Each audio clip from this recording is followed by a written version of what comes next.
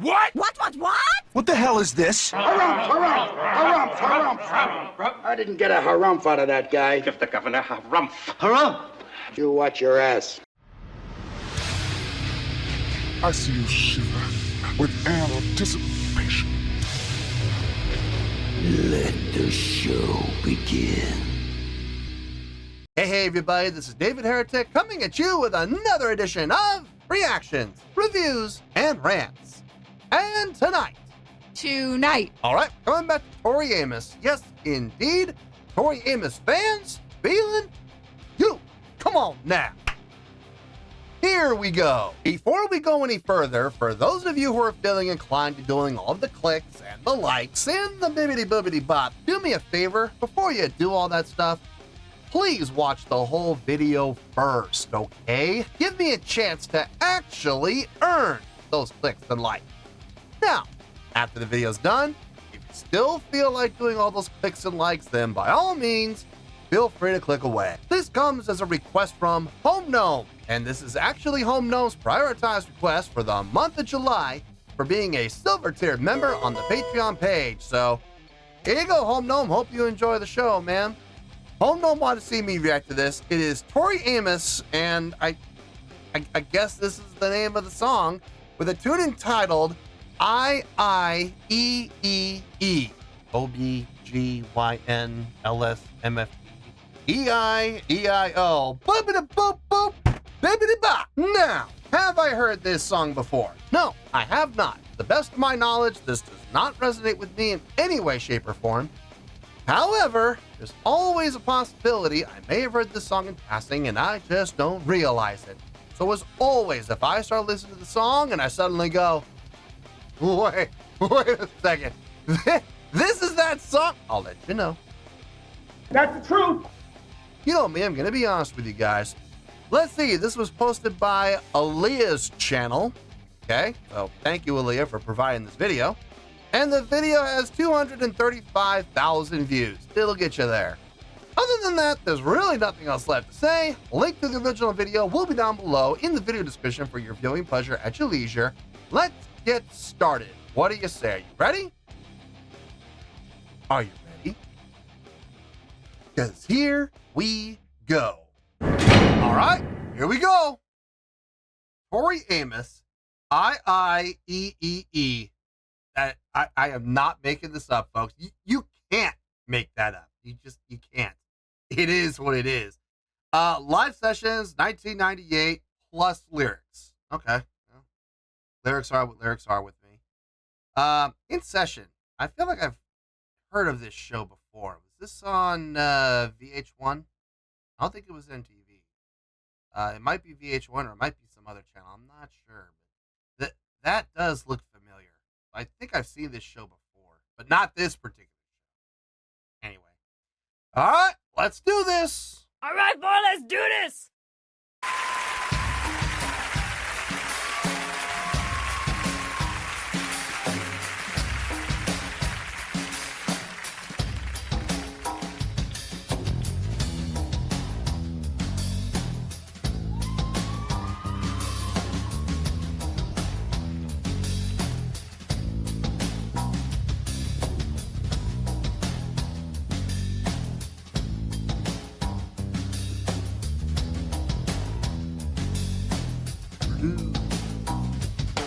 Hey, like that.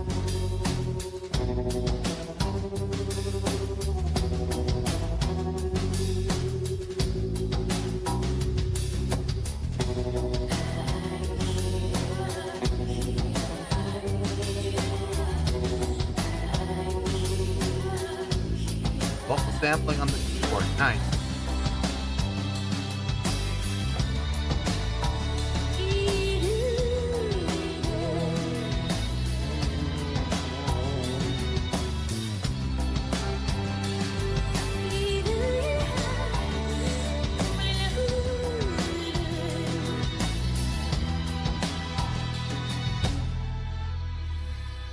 With your ease and I do 'em by.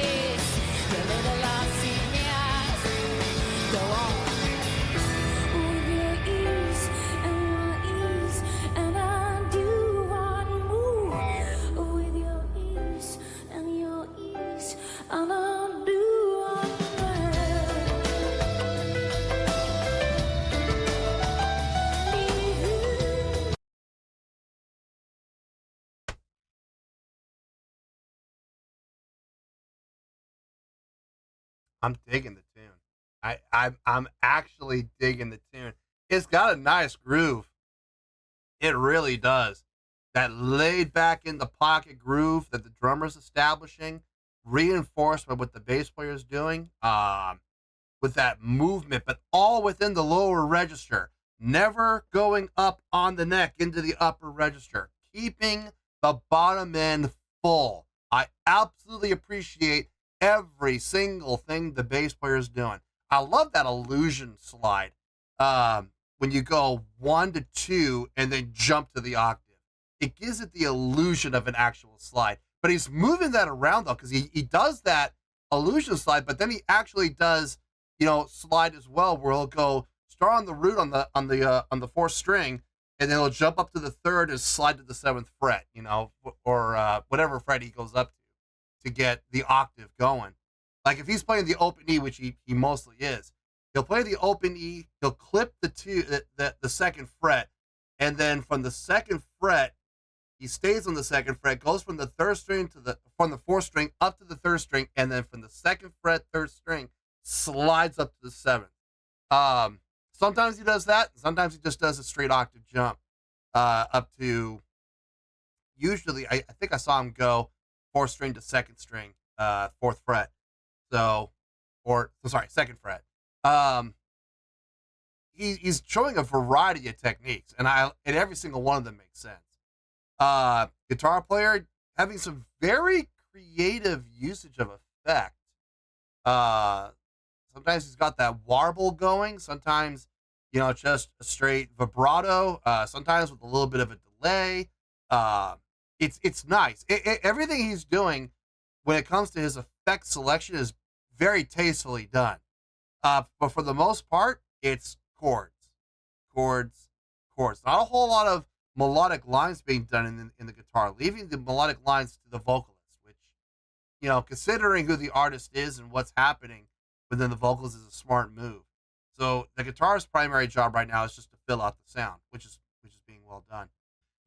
Her vocal work on this, I have given her props in the past with her vocal work. I've never denied her vocal talent and her vocal ability. And it's being demonstrated here again as well. What I am going to give props to is her choice of utilizing vocal samples on a keyboard that she is in 100% control of, rather than relying on a backing track.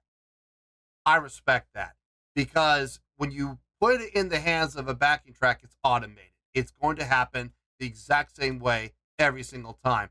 By doing it live on a keyboard, hitting the right keys at the right times, holding down that key for the length of time that you need to use it for, and then releasing, it makes things a lot more complicated for her, and at the same time demonstrates the ability and the talent to do so, while playing a piano with the other hand, like she's doing right now.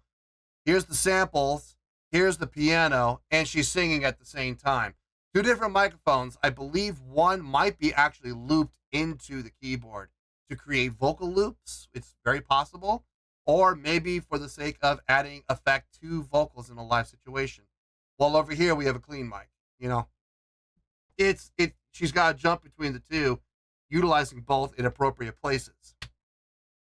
So not only is she showing off great vocal technique and great vocal execution, but she's also showing her ability to utilize other instruments and other effects in a live situation. Makes her life 10 times harder, but she's pulling it off very nicely. So, gotta say, that's impressive. I'm really impressed with what she's pulling off here in this live setting. And not relying on backing track like most artists do these days.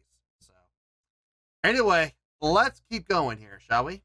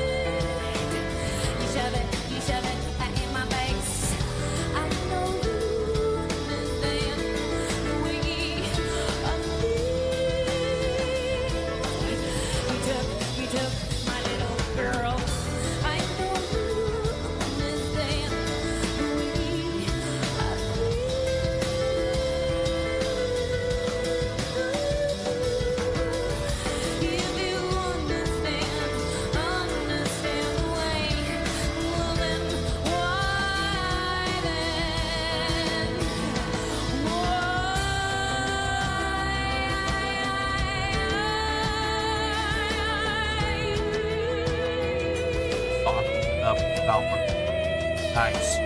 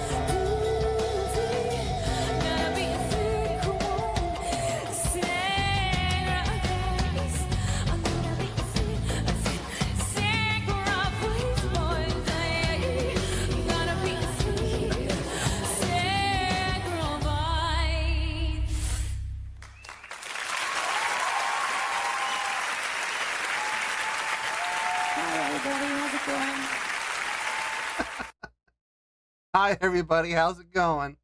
This must have been towards the beginning of the show. Might even been the first song of the set. Not a bad way to start your set. It's got a nice groove, man. It did. So I ain't mad at it at all. If it is the first song of the set, I'm not mad at it whatsoever. 7 minutes and 11 seconds.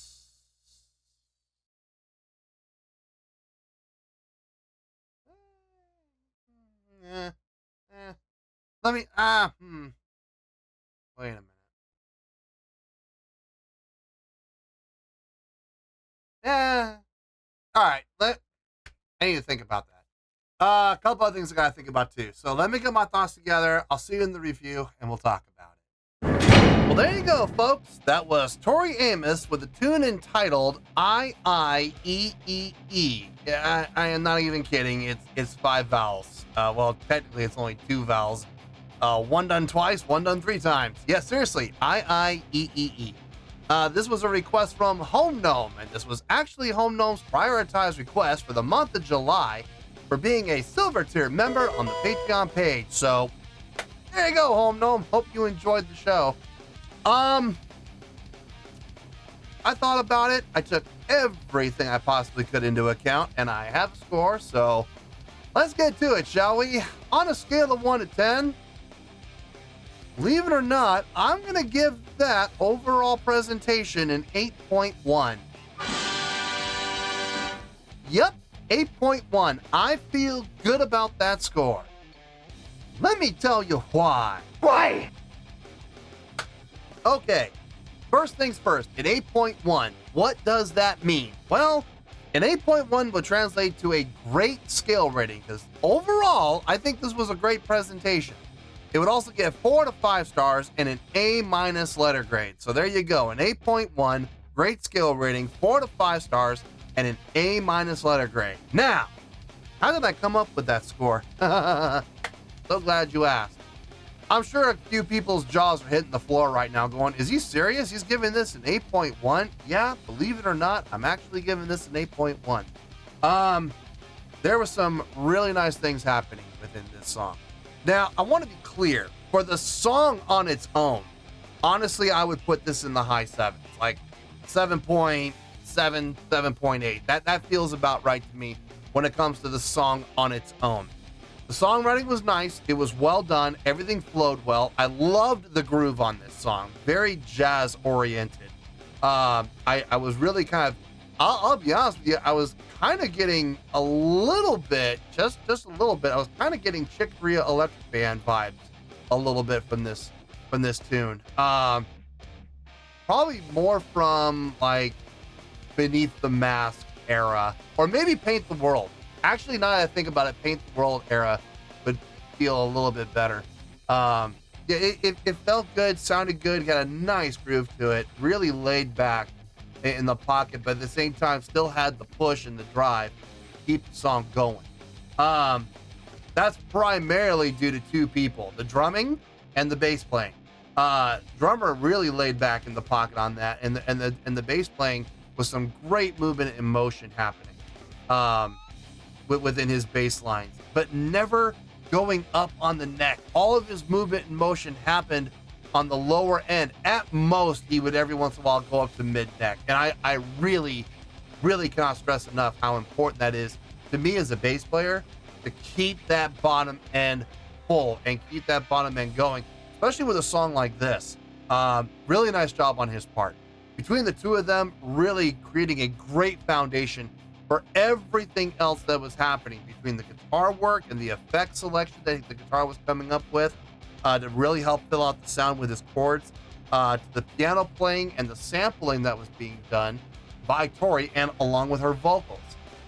Just a really nice pyramid that was built there. So I really appreciate what was happening.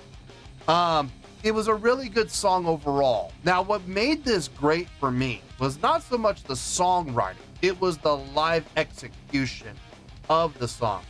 In particular, what was happening with Tori. This is what really kind of put it over the top for me. And I'm not talking about her vocal performance. Don't get me wrong, her vocal performance was really nice. It really was. Some might even say it was a great vocal performance, and I'm not going to argue that. I think there were moments within her performance that were great. But what really did this for me more than anything was the fact that from a live performance standpoint, she utilized 0 backing track. Every single thing that was done in support of her playing was done by her on that synthesizer, whether it be vocal looping, whether it be vocal samples, whether it be, synthesizer usage as a whole, as a secondary keyboard, at the same time playing the piano on and doing vocals at the same time, not relying on backing track to do the work for her. She did the work herself. It was organic. And I know people are going to complain and say, but she was playing a synthesizer and she was creating vocal loops and she was playing samples. You're right. She absolutely was. She was doing it herself. She was figuring out when to hit which key, which key to hit, when to hit it, and for how long to hold it, while at the same time playing a piano and singing. Guys, she's doing 3 separate things at once in a live setting and pulling it off very well, very cleanly. What's really causing all this? I gotta say, that's impressive. And that's really what kind of bumped her up from the high 7s up to the, I granted it's low 8s, but it's still 8s. It still jumped from a B+ to an A-. It's a significant jump. So yeah, I have no problem giving that 8.1. I was really impressed with what she was doing in a live setting. Her vocal work, I've always said this about her, in every other reaction I've done to her in the past, I appreciate her talent, I appreciate her ability, and I appreciate her ability to perform in a live setting as cleanly and as well as she does. Okay, I will never take anything away from that. Having said that, I have heard her sing a little more impressively in the past, but that was made up for with what she did with her hands, in a live setting, along with her vocal work. So, no, this was a great job. It really was. I gotta say, there were a couple times where I felt my eyebrows go up like, whoa, okay, she's doing that. Okay, yeah, she's doing samples while at the same time playing piano with the other hand and singing into 2 different microphones that serve 2 different purposes, knowing when to sing on each mic and executing it in a very fluid manner. Gotta give props to that. So, nice job with the band, nice job with her vocal ability, and what pushed it over the edge, her ability to do everything herself organically. So, yeah, 8.1. I feel good about that score, and that's where we're going to stay. So let's wrap everything up here in a nice shiny bow, shall we? We have an 8.1, which is a great skill rating, 4 to 5 stars, and an A- letter grade. Take your pick. I don't care, whichever one of those floats your boat. Final word, final score, I have spoken. Well, that's going to do it for this edition of Reactions, Reviews, and Rants. Hope you all enjoyed the show. Hope that was able to entertain you. If I was able to put a smile on your face and brighten your day, I did my job, and I'm so glad I could do it. If you guys feel like joining the fan base, go ahead and click on that button down there. If you guys want to like the video, go ahead and like the video. If you guys want to ring the bell, go ahead and ring the bell. It honestly doesn't make any difference at all to me, but if you guys feel like doing these things, well then by all means, feel free to do so. Well, that's going to do it for the night, folks. Thank you very much for watching, and as always, this is David Heretic signing off, reminding you to stay fabulous and support each other. Later. Peace.